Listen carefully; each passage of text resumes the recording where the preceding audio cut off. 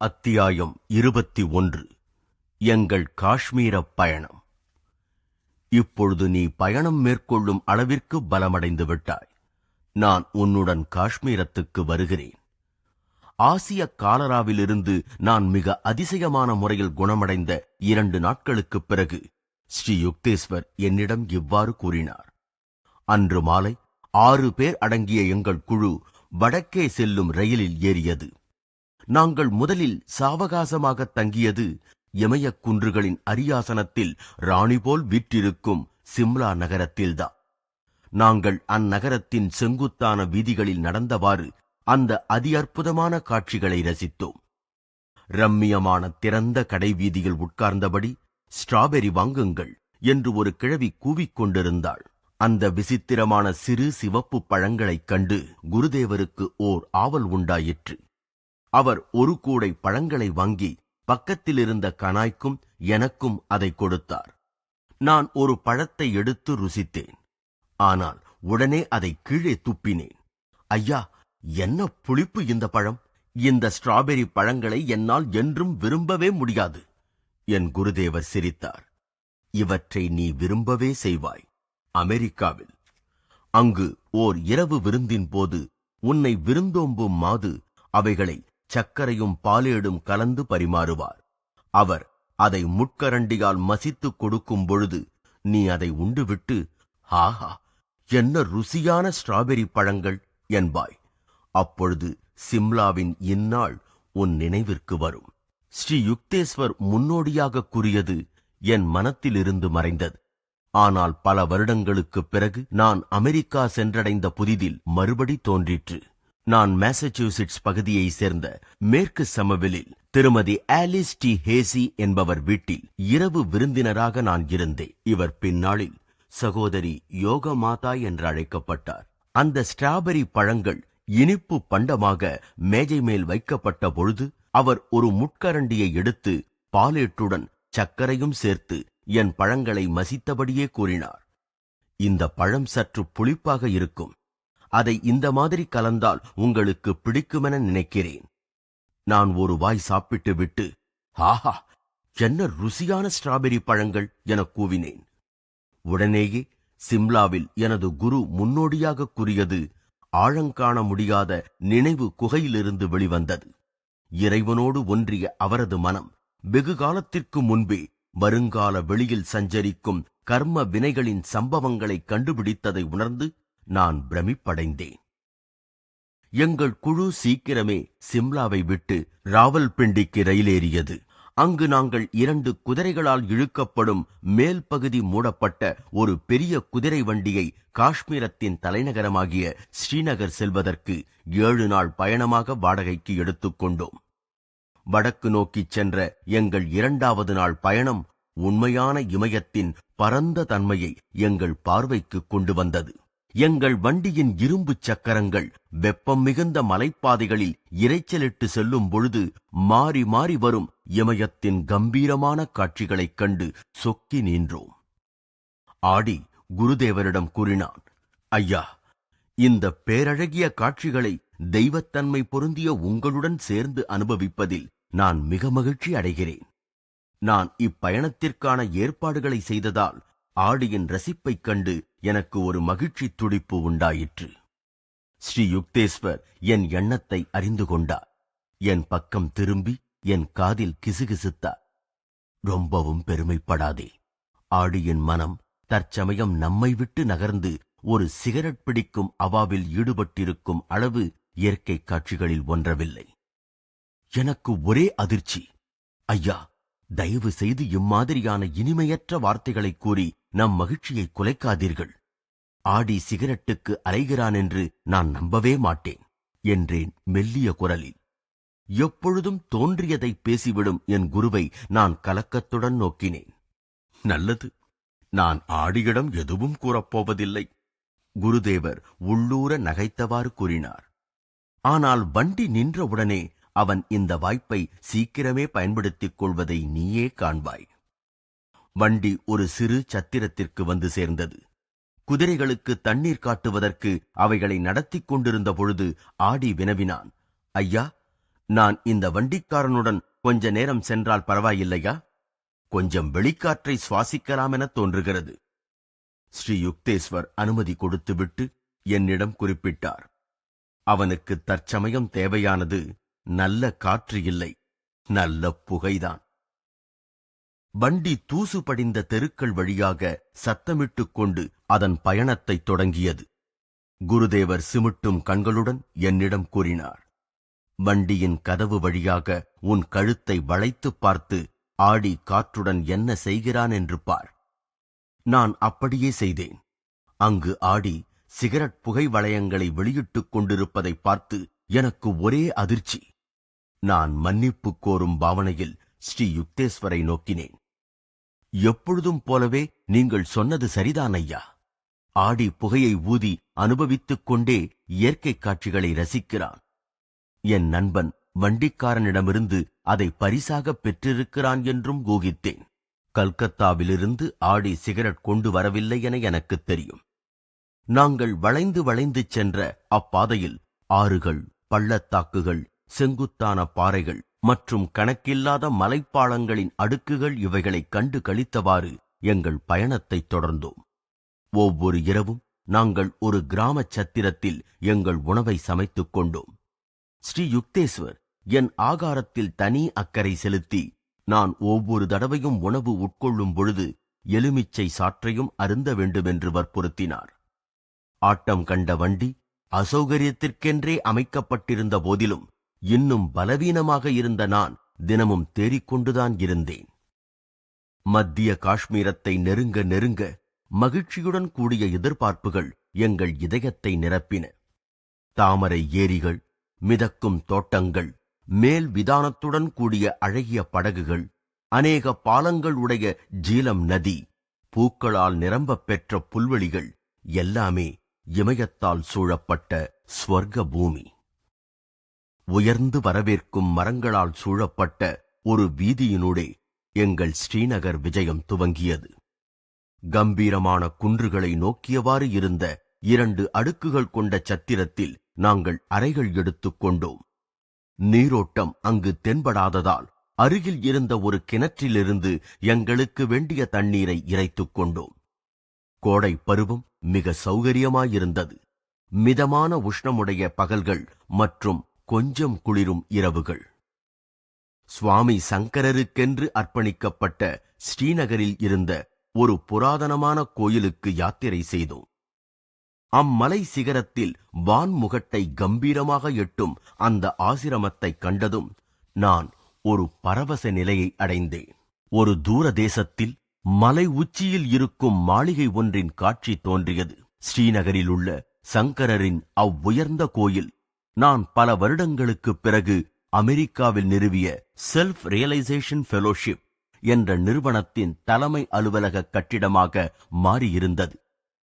நான் கலிபோர்னியாவில் உள்ள லாஸ் ஏஞ்சலிஸ் நகரத்திற்குச் சென்று மவுண்ட் வாஷிங்டனின் உச்சியில் உள்ள பெரிய கட்டிடத்தை பார்த்ததும் நான் உடனே அதை காஷ்மீரத்திலும் பிற இடங்களிலும் என் கடந்த கால மனத்தோற்றங்களில் கண்டிருந்ததை அறிந்து கொண்டேன். ஸ்ரீநகரில் சில நாட்கள், பிறகு குல்மார்க், 8500 அடி உயரம். நான் அங்குதான் ஒரு பெரிய குதிரை மீது என் முதல் சவாரி செய்தேன்.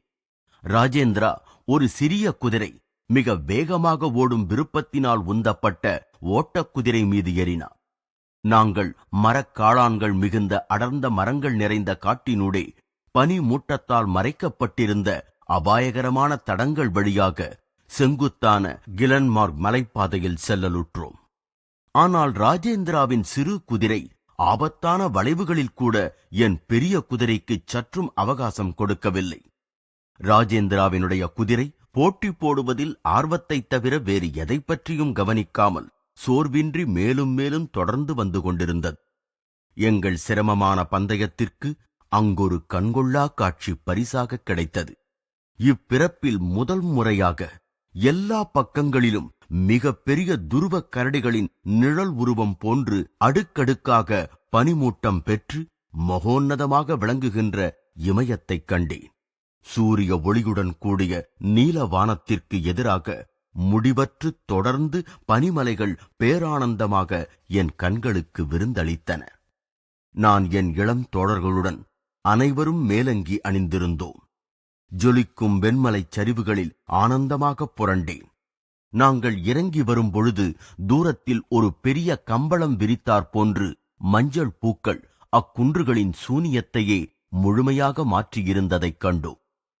எங்கள் அடுத்த சுற்றுலா பெயர் பெற்ற இன்ப நந்தவனங்கள் எனப்படும் ஜஹாங்கீர் சக்கரவர்த்தியின் ஷாலிமாரும் நிஷாத் பூங்காவும் தான். நிஷாத் பூங்காவிலுள்ள புராதனமான அரண்மனை ஓர் இயற்கையான நீர்வீழ்ச்சியின் நேர் மேலே கட்டப்பட்டுள்ளது. மலைகளிலிருந்து புரண்டு வரும் அந்த அருவி நீர் மிக நுணுக்கமான முறைகளால் வண்ண வண்ண தளங்களின் வழியாக செலுத்தப்பட்டு கண்ணை பறிக்கும் மலர் பாத்திகளிடையே நீரூற்றை போல் பொங்கி எழுகிறது. அந்த ஊற்று அரண்மனையின் பல அறைகளினூடே சென்று கடைசியில் கீழே உள்ள ஏரியில் ஒரு தேவதை போல் விழுகிறது. மாபெரும் அம்மலர் தோட்டங்கள் ரோஜா, மல்லிகை, அல்லி, ஸ்னாப் டிராகன், பான்சி, லாவெண்டர், கசகசா ஆகிய பலவிதமான மலர்களினால் நிறைந்த ஒரு வண்ண குவியல்தான். இணை வரிசைகளில் அமைந்த சினார், சைப்ரஸ், செர்ரி மரங்கள் ஒரு மரகதச் சுழலையே உண்டாக்கியிருந்தன. அவற்றையும் கடந்து இமாலயத்தின் வெண்பனி தூய்மை வானளாவி இருந்தது. காஷ்மீர திராட்சை என்பது கல்கத்தாவில் அபூர்வமாக கருதப்படும் மிக்க ருசியுள்ள வகையாகும். எங்களுக்கு காஷ்மீரத்தில் காத்திருக்கும் திராட்சை விருந்தை பற்றி பேசிக் கொண்டிருந்த ராஜேந்திரா அங்கு பெரிய திராட்சை தோட்டம் எதுவும் இல்லாததைக் கண்டு ஏமாற்றமடைந்தான். நான் ஆதாரமற்ற அவனுடைய எதிர்பார்ப்பை அடிக்கடி கேலி செய்து கொண்டிருந்தேன். ஓ, திராட்சை பழங்களினால் நிரம்பி என்னால் நடக்கக்கூட முடியவில்லை என்பேன் நான். கண்ணிற்கு தென்படாத அந்த திராட்சை பழங்கள் என்னுள் வடித்து இறக்கப்படுகின்றன. பின்னர் இனிப்பு திராட்சை காஷ்மீரத்திற்கு மேற்கேயுள்ள காபூலில் ஏராளமாக பயிராவதாக அறிந்தோம். பிறகு நாங்கள் முழு பிஸ்தா பருப்புகளால் மணமூட்ட பெற்ற கோவாவால் செய்த ஐஸ்கிரீமை சாப்பிட்டு எங்களை சமாதானப்படுத்திக் கொண்டோம். நாங்கள் ஷிகாரா எனப்படும் சிவப்பு நிறத்தில் சித்திர தையல் வேலைப்பாட்டுடனாகிய நிழல் கொடுக்கும் விதானத்தையுடைய சிறு படகுகளில் தல் ஏரியில் தண்ணீர் சிலந்தி வலை போன்ற சிக்கலான கால்வாய்கள் வழியாக பல தடவை சுற்றினோம். இங்கு செப்பமற்ற வகையில் கட்டைகளையும் மண்ணையும் சேர்த்து உண்டாக்கப்பட்ட மிதக்கும் தோட்டங்கள் வியப்பூட்டுகின்றன. காய்கறிகளும் பூசணி வகைகளும் பெரும் நீர்ப்பரப்புகளின் நடுவே வளர்வதை முதலில் பார்க்கும் பொழுது ஒத்து வராததாக தோன்றும். மண்ணில் வேரூன்றியவன் என்று அலட்சியப்படுத்தப்படும் குடியானவன் ஒருவன் தன் சதுரமனை நிலத்தை அநேக விரல்கள் அமைப்புடைய அந்த ஏரியில் ஒரு புது இடத்திற்கு இழுத்துச் செல்வதை சில சமயங்களில் ஒருவர் காணலாம். இந்த அடுக்கு பள்ளத்தாக்கில் ஒருவர் இப்புவியின் அழகையெல்லாம் சுருக்கமாக காணலாம். இந்த காஷ்மீர கன்னிகை மலைகளை கிரீடமாக தரித்து ஏரியால் மாலையிடப் பெற்று மலர் காலணிகளை அணிந்து விளங்குகிறாள். காஷ்மீர் உலகத்திலேயே மிக அழகான இயற்கை வனப்பை உடையதென்று ஏன் கூறுகிறார்கள் என்பது பின் வருடங்களில் நான் பல நாடுகளுக்குச் சென்று சுற்றி பார்த்த பின்னர் தெரிந்து கொண்டேன். அது சுவிட்சர்லாந்தின் ஆல்ப்ஸ் மலை, ஸ்காட்லாந்தின் லாக் லாமன், மிக நேர்த்தியான ஆங்கிலேய ஏரிகள் ஆகிய ஒவ்வொன்றின் வசீகரத்திலிருந்தும் சிறிதளவு தன்னிடத்தே பெற்றுள்ளது. ஓர் அமெரிக்க பயணிக்கு காஷ்மீரம் அலாஸ்காவின் வலிமை நிறைந்த கம்பீரத்தையும் டென்வர் அருகிலுள்ள பைக் சிகரத்தின் அழகையும் நிறையவே ஞாபகப்படுத்தும். இயற்கை வனப்பு காட்சிகளில் ஒரு போட்டி வைப்பதென்றால் நான் முதல் பரிசு கொடுப்பது மெக்சிகோவிலுள்ள ஜோகிமில்கோ எனுமிடத்தில் வானம், மலைகள் மற்றும் பாப்புலர் மரங்கள், துள்ளி குதிக்கும் மீன்களினூடே எண்ணற்ற நீர்வழிகளில் பிரதிபலிக்கும் பகட்டான காட்சிக்கோ அல்லது கடுமையான இமய பாதுகாப்புக்கிடையே அழகிய இளம்பெண்களைப் போல தோன்றும் காஷ்மீரத்து ஏரிகளுக்கோதான். இவ்விரண்டு இடங்களும் இப்புவியிலேயே மிக அழகிய இடங்களாக என் நினைவில் நிற்கின்றன. இருப்பினும் அலாஸ்கா, கொலராடோவின் Grand Canyon, Yellowstone National Park ஆகியவற்றின் அற்புதங்களையும் கண்டு பிரமிக்கவே செய்தேன்.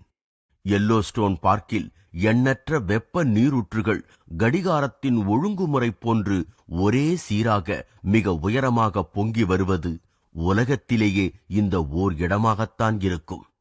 இந்த எரிமலை பிரதேசத்தில் இயற்கை பழங்கால சிருஷ்டியின் ஒரு மாதிரியை விட்டு வைத்திருக்கிறது. வெப்பமான கந்தக ஊற்றுகள், நீலம் மற்றும் பல நிறங்கள் கலந்த குட்டைகள், உக்கிரமான வெப்ப நீரூற்றுகள், சுதந்திரமாக திரியும் கரடிகள், ஓநாய்கள், காட்டெருமைகள் மற்றும் பல காட்டு மிருகங்கள்.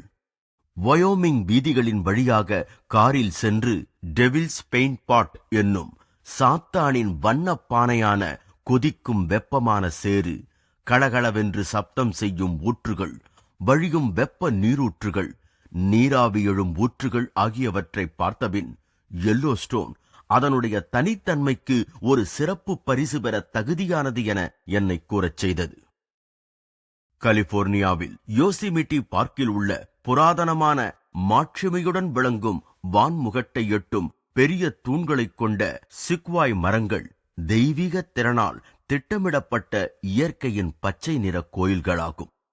கீழ் நாடுகளில் மிக அழகிய நீர்வீழ்ச்சிகள் இருந்தாலும் நியூயார்க்கில் கனடாவின் எல்லையிலுள்ள நயாகராவின் கொட்டும் அழகிற்கு எதுவுமே ஈடாகா. கென்டக்கியில் உள்ள பிரம்மாண்டமான குகை, நியூ மெக்சிகோவில் உள்ள கால்ஸ்பேட் பெருங்குகைகள் இவையெல்லாம் அதிசயமான தேவலோகம் போன்றவை. குகைகளின் உட்கூரைகளிலிருந்து நீளமாக தொங்கும் பனிக்கட்டிகள் போன்ற சுண்ணாம்பு படிவங்கள் கீழே உள்ள தண்ணீரில் பிரதிபலிக்கும் பொழுது மனிதனுக்கு கற்பனை உலகங்களின் ஒரு காட்சியை தருகின்றன. காஷ்மீரத்தில் பலர் அழகில் உலக கீர்த்தி பெற்றவர்கள்.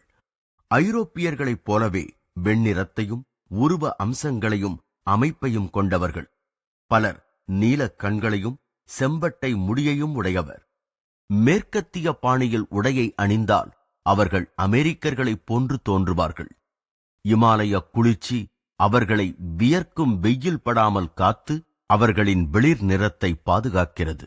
ஒருவர் இந்தியாவில் தெற்காக வெப்பமான அட்சரேகைகளை நோக்கி பிரயாணம் செய்ய செய்ய மக்களின் நிறம் மேலும் மேலும் கருத்திருப்பதைக் காணலாம். காஷ்மீரத்தில் ஆனந்தமான வாரங்களை கழித்த பிறகு நான் செராம்பூர் கல்லூரியில் அடுத்த பருவத்திற்காக வங்காளம் திரும்ப தயார் செய்ய வேண்டிய கட்டாயத்திற்கு உள்ளானேன். ஸ்ரீ யுக்தேஸ்வர், கனாய், ஆடி இவர்கள் இன்னும் சிறிது நாட்கள் ஸ்ரீநகரில் தங்குவதாக இருந்தது. நான் கிளம்புவதற்குச் சற்று முன்னால் குருதேவர் தனக்கு காஷ்மீரத்தில் சுகவீனம் ஏற்படலாம் என்று ஜாடையாக தெரிவித்தார். ஐயா, நீங்கள் ஆரோக்கியத்தின் வடிவமாகத்தான் தோன்றுகிறீர்கள். நான் மறுத்தேன். நான் இந்த உலகை விட்டே போவதற்கு கூட வாய்ப்பிருக்கிறது. குருஜி, நான் மன்றாடும் முறையில் அவர் பாதங்களில் விழுந்தேன். தயவு செய்து உங்கள் சரீரத்தை இப்போது விடப்போவதில்லை என எனக்கு வாக்களியுங்கள். நீங்கள் இல்லாமல் சமாளிப்பதற்கு நான் கொஞ்சம் கூட என்னை தயார் செய்து கொள்ளவில்லை. ஸ்ரீ யுக்தேஸ்வர் மௌனமாகவே இருந்தார். ஆனாலும் அவர் என்னை நோக்கி கருணையுடன் முறுவலித்ததைக் கண்டு எனக்கு கொஞ்சம் தெம்பு உண்டாயிற்று. நான் மிகுந்த தயக்கத்துடனேயே அவரை விட்டு வந்தேன். நான் செராம்பூருக்கு திரும்பியதுமே எனக்கு ஆடியிடமிருந்து தந்தி வந்தது. குருதேவர் நோய்வாய்ப்பட்டு ஆபத்தான நிலையில் இருக்கிறார். நான் குருவிற்கு பரபரப்பாக தந்தி கொடுத்தேன். ஐயா, என்னை விட்டு தாங்கள் பிரியக்கூடாது என தங்களிடம் நான் வாக்குறுதி பெற்றிருக்கிறேன். தயவு செய்து உங்கள் உடலை வைத்திருங்கள், இல்லாவிடில் நானும் இறந்து விடுவேன். உன் விருப்பப்படியே ஆகட்டும் என்பதே காஷ்மீரத்திலிருந்து குருதேவர் தந்த பதில். பிறகு சில நாட்கள் கழித்து ஆடியிடமிருந்து குருதேவர் உடம்பு குணமடைந்ததாக கடிதம் வந்தது. 2 வாரங்கள் கழித்து அவர் செராம்பூருக்கு திரும்பிய பொழுது என் குருவின் உடல் பாதியாக இளைத்திருந்ததைக் கண்டு எனக்கு வருத்தமாக இருந்தது. ஸ்ரீ யுக்தேஸ்வர் தனது சீடர்களின் அதிர்ஷ்டவசமாக காஷ்மீரத்தில் கடுமையான ஜுரத்தின் நெருப்பில் அவர்களுடைய அநேக பாவங்களை எரித்திருந்தார். ஆன்மீக பாதையில் நன்கு முன்னேறிய யோகிகள் சரீரத்தில் உண்டாகும் வியாதியை வேறு சரீரத்திற்கு மாற்றும் இயல் கடந்த முறையை அறிந்திருந்தனர். ஒரு பலமுள்ள மனிதன் பலவீனமானவனுக்கு ஒரு பாரமான சுமையை தாங்குவதற்கு உதவலாம். ஆன்மீகத்தில் உயர்ந்த ஒரு மகான் தன் சீடர்களுடைய கர்ம வினைகளின் பாரங்களில் ஒரு பாகத்தை தான் ஏற்று அவர்களுடைய உடல் மற்றும் மனத் துன்பங்களை குறைக்க முடியும். ஒரு பணக்காரன் கொஞ்சம் பணத்தை துறந்து தன் ஊதாரி பிள்ளையின் பெரிய கடனை தீர்த்து அவனுடைய அசட்டுத்தனத்தின் கொடிய பலாபலன்களை அவன் அனுபவிக்காமல் காப்பாற்றுவது போன்று ஒரு குருதேவர் மனமுவந்து தன் சிஷ்யர்களின் துக்கத்தை குறைப்பதற்கு தன் சரீரச் சொத்தில் கொஞ்சம் தியாகம் செய்கிறார். ஒரு ரகசியமான யோக முறையினால் அந்த மகான் தனது மனத்தையும் சூட்சும தேகத்தையும் துன்பப்படும் ஒருவருடன் இணைக்கிறார். அந்த வியாதி முழுவதுமாகவோ அல்லது அதன் ஒரு பகுதியோ யோகியின் சதைப்பற்றுள்ள உருவத்திற்கு கொண்டு செல்லப்படுகிறது. உடலாகிய நிலத்தில் கடவுளையே அறுவடை செய்தபின் ஒரு மகானுக்கு தன் உடலின் மீது அக்கறை இல்லை. மற்றவர்களை குணப்படுத்த வேண்டி அவர் தன் சரீரத்தை நோய்க்கு உட்படுத்தினாலும் களங்கப்படாத அவரது மனம் எந்த பாதிப்பையும் அடையாது. அம்மாதிரி உதவியை தன்னால் செய்ய முடிவதை அவர் தன் பாக்கியமாக கருதுவார். இறைவனிடத்தில் முக்தி அடைவது என்பது உண்மையில் மனித சரீரம் முழுமையாக அதன் குறிக்கோளை நிறைவேற்றிவிட்டது என்று காண்பதுதான். பிறகு அந்த மகான் அதை தன் இச்சைப்படி எப்படி வேண்டுமானாலும் உபயோகப்படுத்துகிறார். ஒரு குருவின் வேலை இந்த உலகத்தில் மனித வர்க்கத்தின் துன்பங்களை துடைப்பதுதான். அதை ஆத்மீக வழியிலோ அறிவுரை மூலமாகவோ இச்சாசக்தி மூலமாகவோ அல்லது நோயை தனது உடலில் மாற்றிக்கொண்டோ நிறைவேற்றலாம். நினைத்த பொழுது உயர் உணர்வு நிலையில் ஆழ்ந்துவிடக்கூடிய ஒரு யோகி தன் உடல் நோயை பற்றி கவனிக்காமல் இருக்க முடியும். சில சமயங்களில் தன் சீடர்களுக்கு உதாரணமாக இருக்க வேண்டி அவர் தன் சரீர உபாதைகளை சகித்து தாங்கிக் கொள்வதை தேர்ந்தெடுக்கிறார்.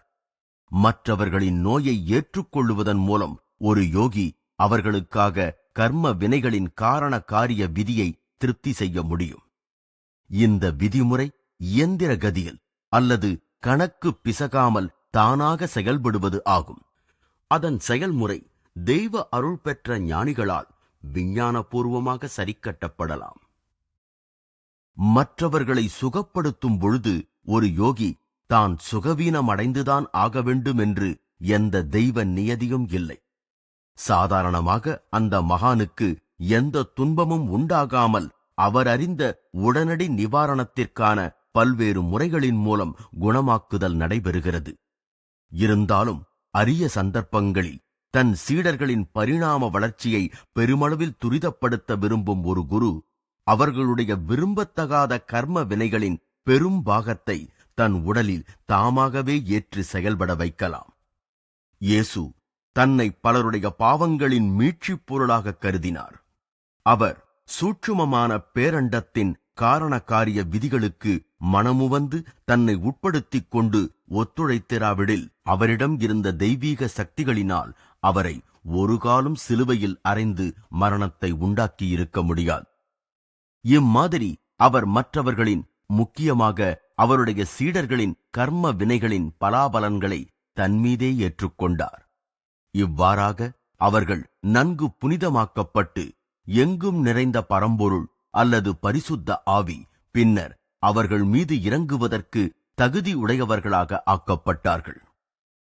ஆன்ம அனுபூதி அடைந்த ஒரு மகான் மட்டுமே அவருடைய உயிர் சக்தியை மற்றவர்களுக்கு மாற்றவோ அல்லது தனது உடலில் மற்றவர்களின் வியாதிகளை ஏற்கவோ முடியும்.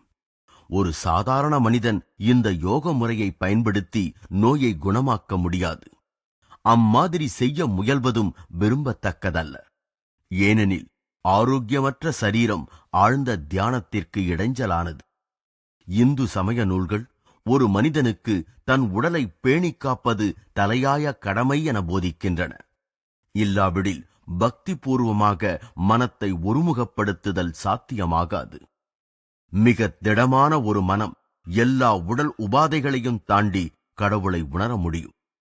அநேக மகான்கள் நோயை அலட்சியம் செய்து கடவுளை அடைவதில் வெற்றி பெற்றுள்ளார்கள்.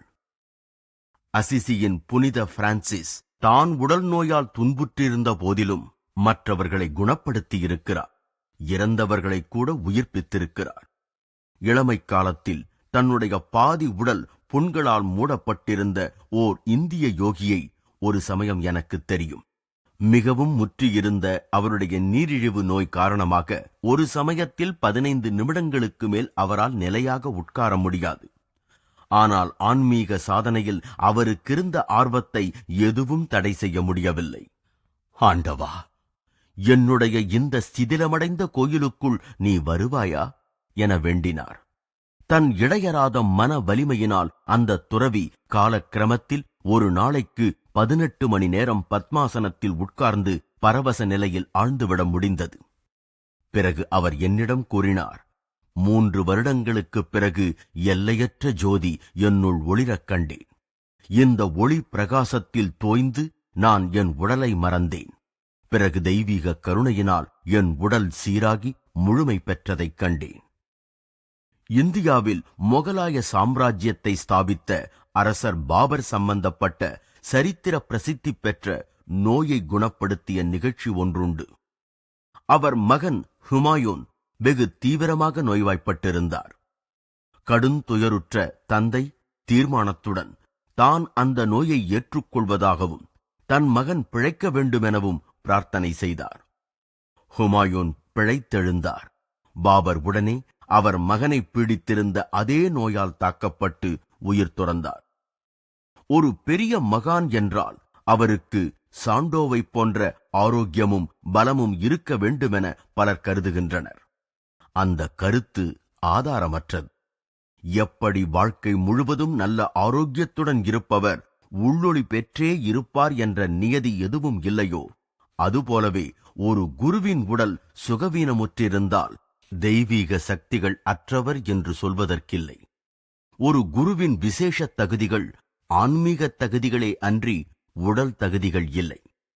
மேலை நாட்டில் உண்மையை தேடுதலில் தடுமாற்றமுறும் பலர் மெய்ஞானத்தைப் பற்றி நன்றாக பேசுபவரோ அல்லது எழுதுபவரோ ஒரு மகானாகத்தான் இருக்க வேண்டும் என தவறாக எண்ணுகின்றனர். ஆனால் ஒருவர் மகான் என்பதற்கு அடையாளம் அவர் நினைத்த மாத்திரத்தில் மூச்சற்ற நிலையை, அதாவது சவிகல்ப சமாதி எய்தும் திறனும் மற்றும் மாறா இயல்புள்ள ஆனந்தத்தை நிர்விகல்ப சமாதியை பெறும் திறனுமேயாகும். ரிஷிகள் இம்மாதிரியான சாதனைகளால் மட்டுமே ஒரு மனிதன் இருமைகளை தோற்றுவிக்கும் பிரபஞ்ச மாயையை அடக்கியவனாகிறான் என சுட்டிக்காட்டியிருக்கிறார்கள்.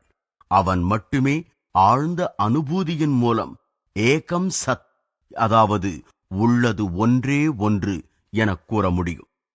அஞ்ஞானத்தின் காரணமாக இருமைகளை காணும் பொழுது ஒருவன் தன்னிலிருந்து மற்ற வஸ்துக்களை பிரித்துக் காண்கிறான். பெரும் அத்வைதியான சங்கரர் எழுதியுள்ளார், எல்லாமே ஆத்மா என்று அறியும் பொழுது ஓர் அணு கூட ஆத்மாவினின்று வேறுபட்டு காணப்படுவதில்லை. எப்படி தூங்கி விழித்தவுடன் கனவுகள் இல்லாமல் ஆகின்றனவோ, அப்படியே மெய்ஞானம் ஏற்படும் பொழுது சரீரத்தின் உண்மையற்ற தன்மையினால் கடந்த கால கர்ம வினைகளின் பலன்கள் தொடருவதில்லை. மிக பெரிய மகான்கள் மட்டுமே சீடர்களின் கர்ம வினைகளை ஏற்றுக்கொள்ள முடியும்.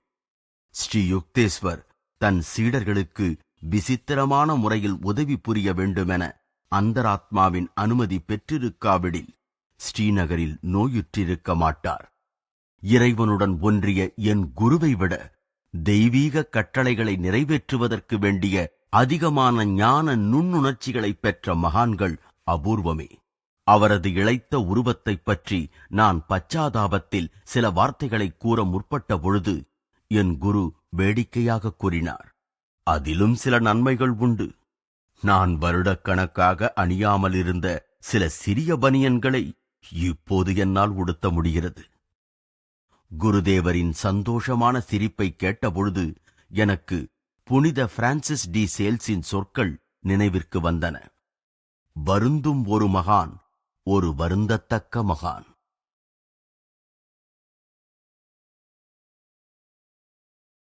அத்தியாயம் 21. எங்கள் காஷ்மீர பயணம். இப்பொழுது நீ பயணம்